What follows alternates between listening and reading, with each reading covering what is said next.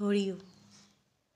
অখণ্ড মণ্ডলেশ্বর শ্রী শ্রী স্বামী স্বরূপানন্দ পরমংসদেবের উপদেশবাণী।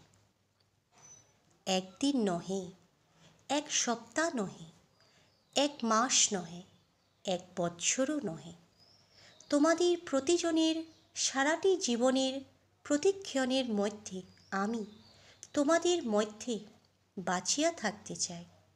উহাই আমার জন্ম উৎসব।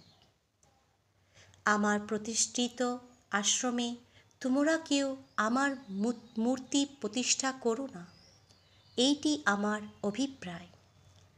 আমার প্রতিমূর্তির পূজা আর আমার আদর্শের পূজা এক কথা নহে।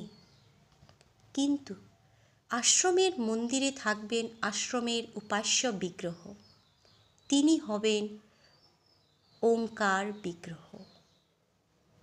হরিও।